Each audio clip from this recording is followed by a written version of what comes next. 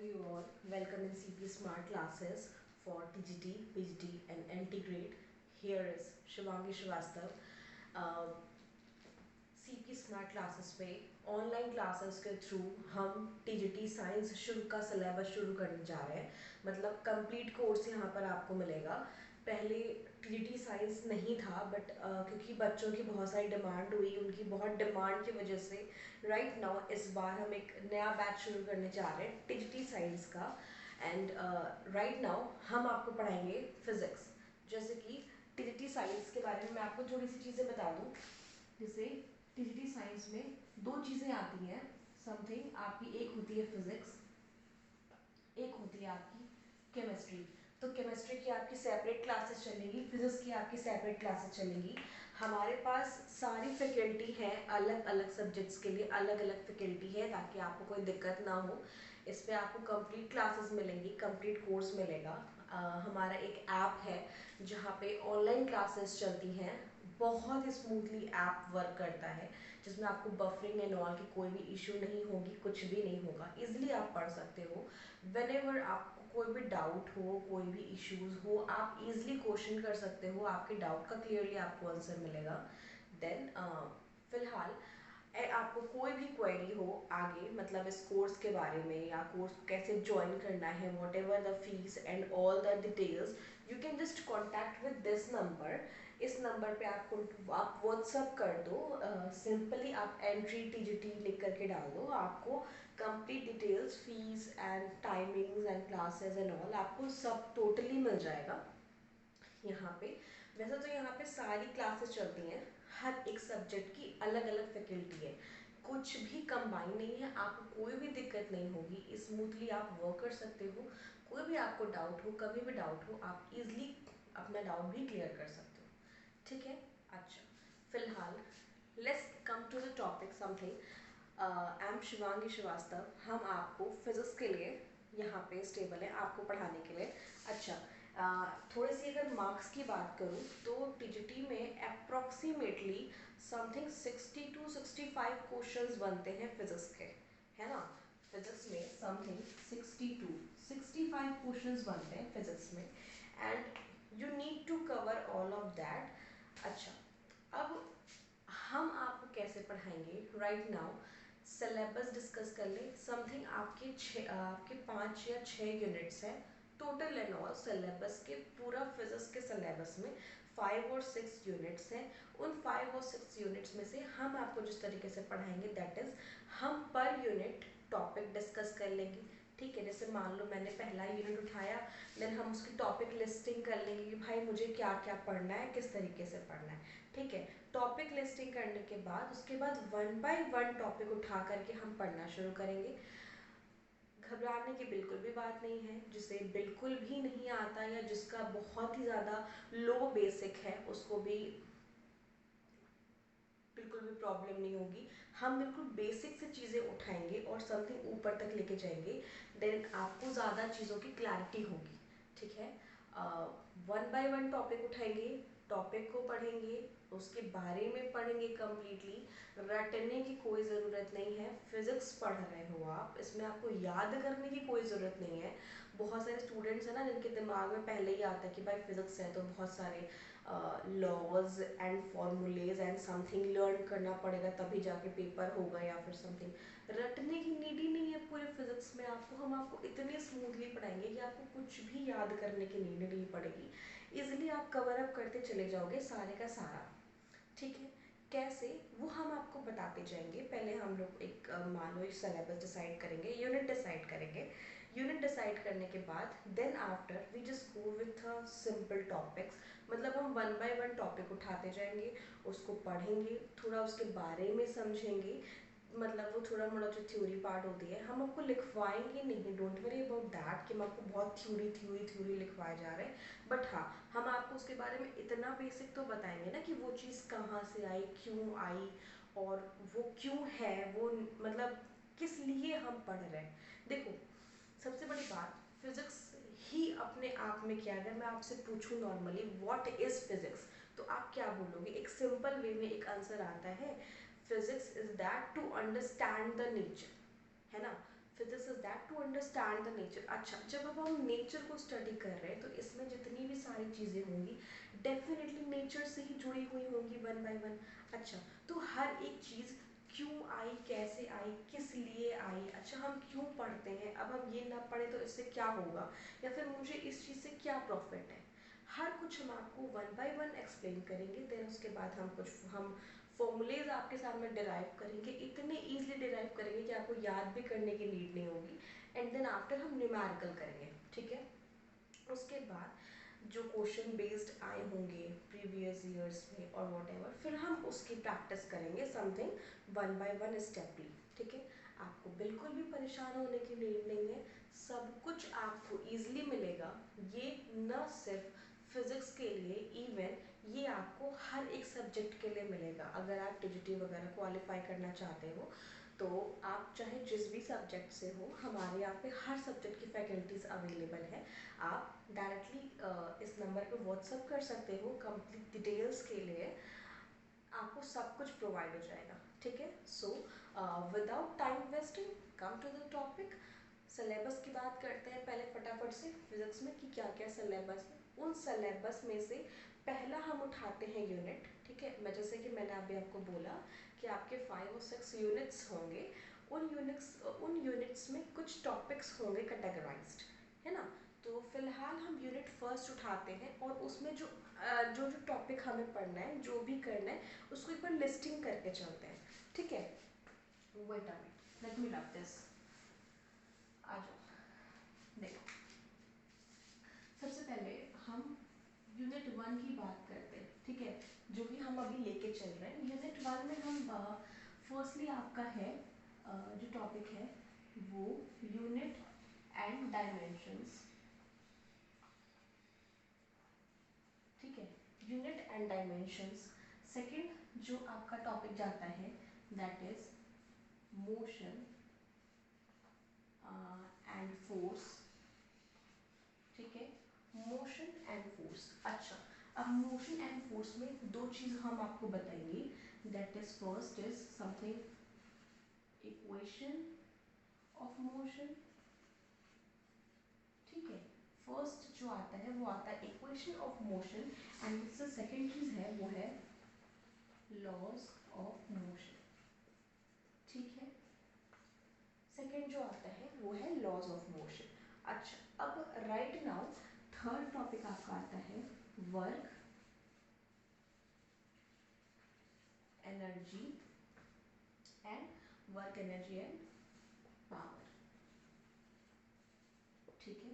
फिर आता है आपका work energy and power. Work energy and power को पढ़ने के बाद फिर आपका आता है सेकेंड चीज ग्रेविटेशन, ठीक है। ग्रेविटेशन के बाद फिर आपका लास्टली आता है SHM, दैट इज, इसको आप ये बोलते हो सिंपल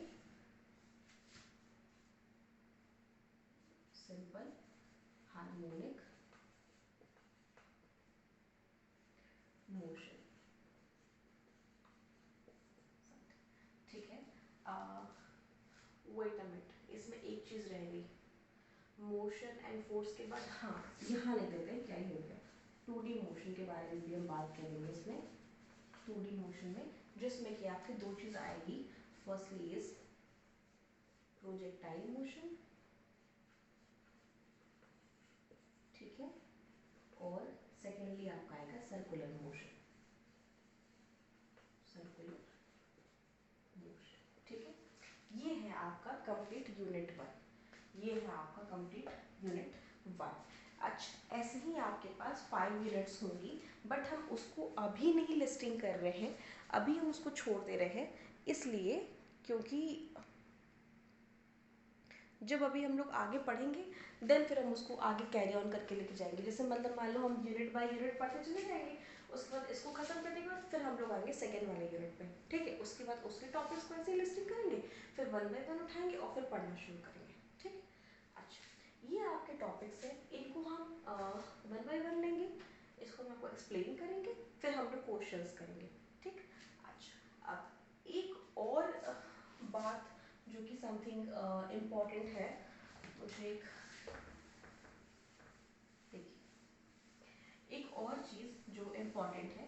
बात है कि आप प्रैक्टिस कहाँ से करोगे। जैसे प्रीवियस ईयर की प्रैक्टिस तो आप करोगे ही करोगे, बट और जैसे क्वेश्चंस की प्रैक्टिस करना है या फिर एक कहो कि और आपको शार्प हो, मतलब मेमोरी शार्प हो पढ़ने के लिए, देन वहाँ पे आप ये चीज़ करोगे। जैसे कि हम यहाँ पे आपको जो कंप्लीट पढ़ाएंगे तो एक तरीके से आपके पूरे नोट्स बनते चले जाएंगे। आपको नोट्स की फिक्र करने की कोई नीड नहीं है, ठीक है। एट अ लास्ट टाइम तक आपके पास एक कंप्लीट समराइज नोट होगा, आपको नोट्स की फिक्र करने की ज़रूरत नहीं होगी। फिर भी जैसे अगर आपको प्रैक्टिस करने हैं, क्वेश्चंस पढ़ने हैं, डाउट्स क्लियर करने हैं, या फिर वॉट एवर, अगर आपको अपना कुछ मेमोरी शार्प करना है, आपके लिए हम बुक सजेस्ट कर रहे हैं आपको समथिंग आप 9th और 10th का एनसीईआरटी, या फिर और आप 11th और 12th का एनसीईआरटी, आरटी फिजिक्स, ठीक है। ये जो 4 years की बुक है ना एनसीईआरटी में काफ़ी डीपली चीज़ें होंगी जो आपको ज़्यादा क्लेरिफाई होंगी, और आप समझोगे बेटरली चीज़ों को। अगर आप बुक की चॉइस लेना चाहते हो, मेरी मानो, अलग अलग बुक के पीछे मत भागो, टाइम वेस्ट मत करो। देखो मेरी बात समझो, बुक कोई भी ख़राब नहीं होती, हम किसी को भी ख़राब नहीं कह रहे, बुक कोई भी ख़राब नहीं होती। मैटर ये करता है कि हमें समझ किस बुक से कितना आ रहा है। एनसीईआरटी को एक स्टैंडर्ड बुक रखा गया है, ये तो आप लोग भी जानते हो स्टार्टिंग से ही, है ना। एनसीईआरटी को एक स्टैंडर्ड लेवल पे रखा गया है, इसलिए मैंने यहाँ पे एनसीईआरटी की बात करी है। एनसीईआरटी की लैंग्वेज भी थोड़ी इजी है, जिसको आप इजीली समझ सकते हो, बहुत ज़्यादा कॉम्प्लिकेट करके नहीं बताया है ना। बाकी जितनी बुक्स आप जितनी ज़्यादा बुक्स पढ़ोगे ना, दिमाग उतना कन्फ्यूज़ करेगा। थ्योरी तो हम आपको, मतलब मेरे पास सब स्टफ होगा, पूरे नोट्स आपको हम आपको देंगे, बट इवन जो क्वेश्चन प्रैक्टिस करनी है, मेरी मानना तो इन बुक्स की तरफ जाना नहीं, तो थ्योरी वगैरह पढ़ने के लिए ना किसी और बुक की तरफ भागने की नीड नहीं है। जब हम आपको पढ़ाएंगे तो आपको इतना स्मूथली पढ़ाएंगे कि आपको किसी और चीज़ की नीड ही नहीं पड़ेगी। फिर भी इन केस सप्लीमेंट के लिए मैंने आपको ये दे रखा है, बाकी ज़्यादा किसी बुक की तरफ भागने की नीड नहीं है, ठीक है। अच्छा, अब ये बात हो गई। अब राइट नाउ शुरू करते हैं हमारा टॉपिक। तो सबसे पहला वाला उठाते हैं, है ना। सबसे पहला वाला उठाते हैं। सबसे पहले हमारा क्या था, सबसे पहले हमारा था that is unit and dimension, ठीक। सबसे पहले हमारा था यूनिट एंड डायमेंशंस, ठीक। Unit and dimensions. अच्छा, अब मैंने आपको बताया, जैसे कि मैंने आपको सबकी चीज़ के बारे में बताना कि वो चीज़ क्या है, क्यों है, किस तरीके से है। हाँ, आपको इसके बारे में बताएंगे कि ये क्या है, या फिर हम इसको फिजिक्स में पढ़ते ही क्यों है, क्यों हम इतना सर पे प्रेशर लेके टहलते हैं, ठीक है। बट उसको जानने से पहले हम आपको दो चीज़ बताते हैं, that is first is fundamental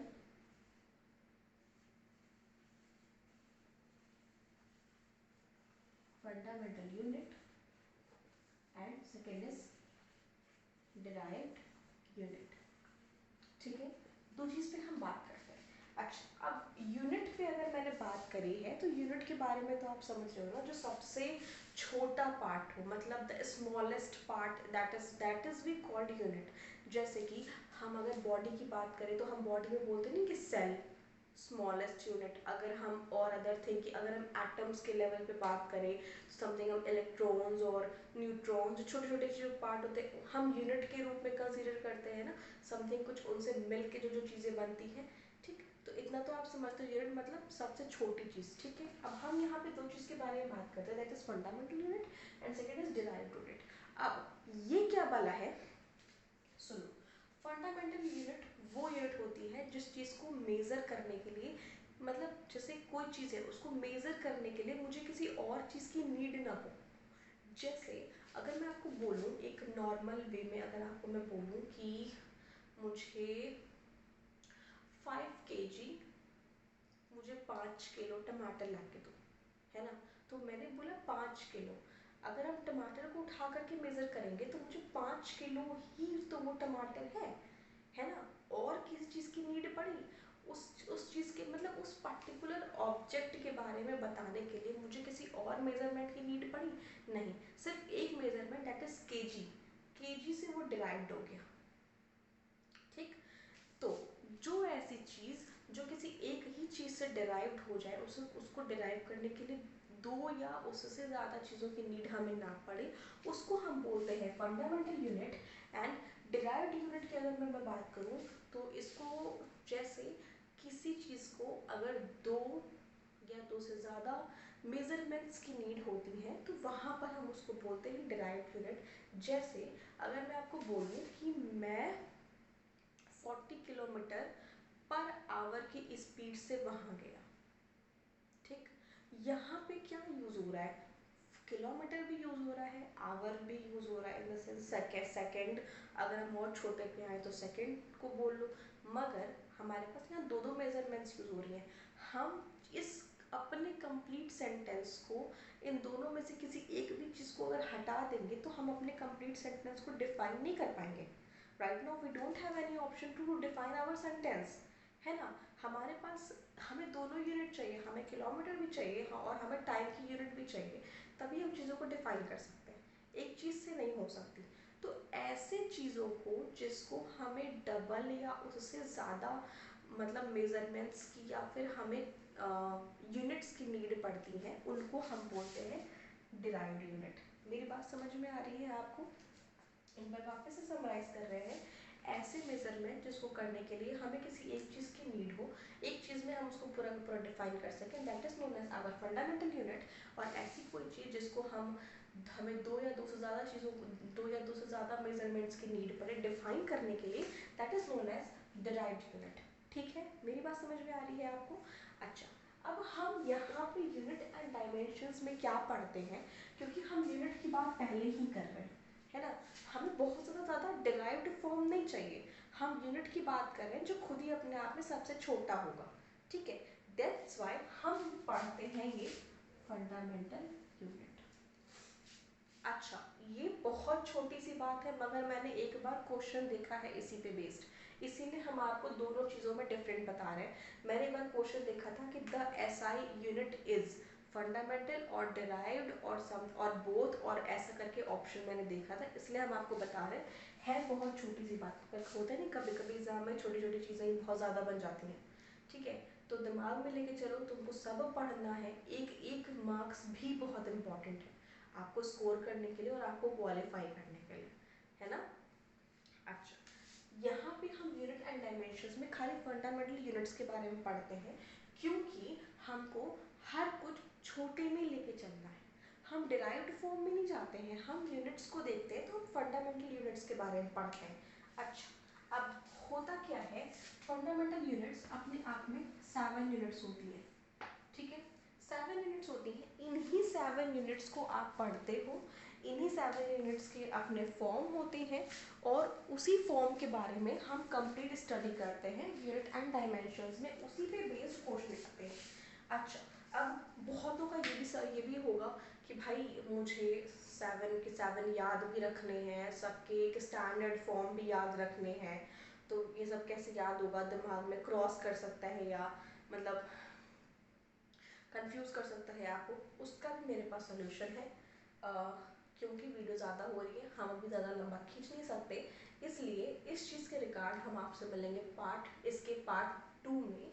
इसके पार्ट 2 में हम आपको कम्प्लीटली एक्सप्लेन करेंगे कि कैसे आप मतलब कि फंडामेंटल यूनिट्स क्या होती हैं, 7 यूनिट्स होती हैं तो वो 7 यूनिट्स क्या होती हैं, उनके मतलब इसे के स्टैंडर्ड मेजरमेंट्स क्या होते हैं, एंड हम उसको याद कैसे रख सकते हैं। यस, इट इज़ दैट हम आपको एक शॉर्ट ट्रिक बताएंगे, उस शॉर्ट ट्रिक के वजह उस शॉर्ट ट्रिक की हेल्प से आप उस फंडामेंटल यूनिट्स को बहुत इजीली लर्न कर सकते हो, मतलब दिमाग में रहेगा, रटने की नीड नहीं है, वो सातों सात तरीके से रटने की आपको नीड नहीं है, याद करने की नीड नहीं है। हम आपको एक शॉर्ट ट्रिक बताएंगे जिसके थ्रू आप इजीली पूरा का पूरा आपके दिमाग में रहेगा और आप क्वेश्चन उससे हैंडल कर सकते हो। ठीक है, तो विदाउट एनी टाइम वेस्टिंग हम चलते हैं, फिर मिलते हैं हम पार्ट 2 में इसके आगे के प्रोसेस में। ठीक है, टिल देन बाय बाय।